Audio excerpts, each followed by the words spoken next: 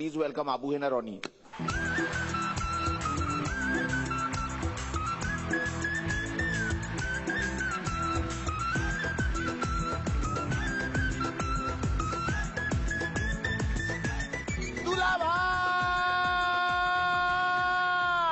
শালি কয় ও দুলা ভাই গাছের নিচে ঝুলে কি, দুলা ভাই কচু ঠাকুনি দিছে গরুম কি, দুলা ভাই কচু ঠাকুনি দিছে গরুম কি।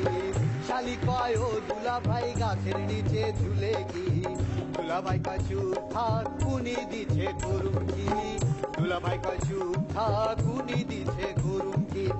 শালি আমার অতি ভালা ইশারা দে সন্ধ্যা বেলা, শালি আমার অতি ভালা ইশারা দে সন্ধ্যা বেলা, তার মনে কি আছে তোমরা তা জানো কি, দুলা ভাই কচু ঠাকুনি দিছে গরুম কি, দুলা ভাই কচু ঠাকুনি দিছে গরুম কি।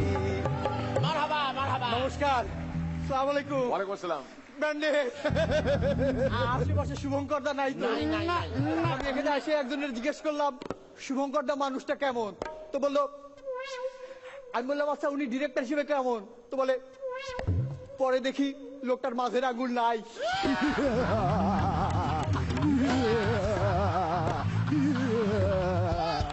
তো এটা শোনার পর শুভঙ্কর দা বলতেছে ভগবান আমারে উঠায় নাও। তো উপর থেকে শব্দ, এই আমার ঠেকা পড়ছে, দড়ি নামাই দিলাম, পারলে নিজে উঠায়। তো আমার বাচ্চাটা মাশাআল্লাহ একটু বড় হয়েছে, পরে কথা শিখাচ্ছি, এই আব্বা বলো, আব্বা মানে আব্বা বলো, এই শালা আব্বা বল শালা।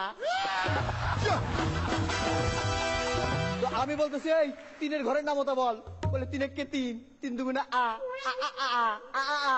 আরে এইটা কি, বলে সংখ্যা মনে নাই সুর মনে আছে। তো আমি দেখলাম আমার বাচ্চার বুদ্ধি আমার মতো একবারে খুবই কম, আর এইটাতে আমি আরো বেশি খুশি, কারণ ওইটা যে আমারই বাচ্চা এটা আমি নিশ্চিত হইলাম।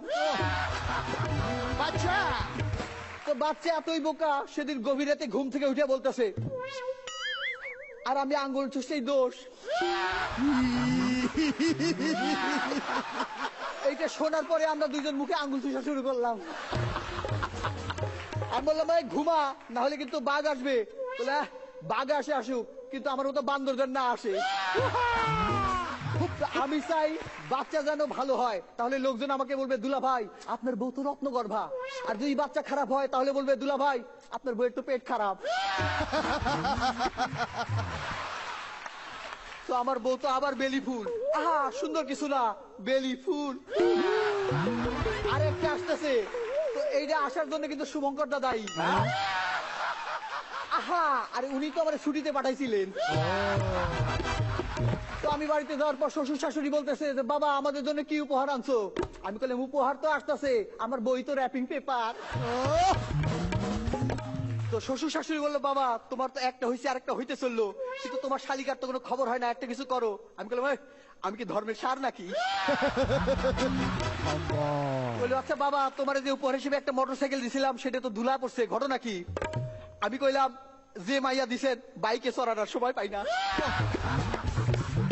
আপনার মাইয়ারে একটু বোঝান। তো শ্বশুর শাশুড়ি মাইয়ারে বুঝাইলো, বলে শোনো এই অবস্থায় স্বামীর সাথে বেশি আদর ভালোবাসা করা ঠিক না, তাহলে অসুস্থ হয়ে মারা পড়বা। তো গভীর রাতে বউ এসে আমারে বলতেছে ওই আমি আত্মহত্যা করতে চাই। পরদিন শালির সাথে দেখা, শালি আমারে বলতেছে দুলা ভাই শোনেন, একটা নারী জীবন সার্থক হয় মা ডাক শুনলে, আমি চাই আপনার মাধ্যমে যেন ইচ্ছা পূর্ণ হয়।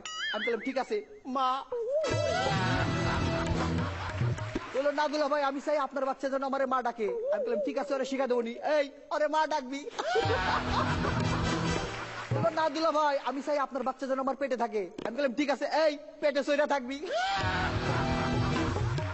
বলে আচ্ছা দুলা ভাই আপনার এদিকে কিচ্ছু হবে না। আমি বলি ভাই আমার কি হবে, হবে তো আমার বউয়ে। বলে দুলা ভাই আপনার ব্যালেন্স থাকতে শুধু মিস কল দিয়ে চইলা গেলেন। আমি বললাম আরে একবার হইলি তো শেষ, সবে তুমি রাখলাম, এরপর 10, 20, 50 আমার এপিসোড তো আরো হইব, সেদিন না হয় দেখা যাইব।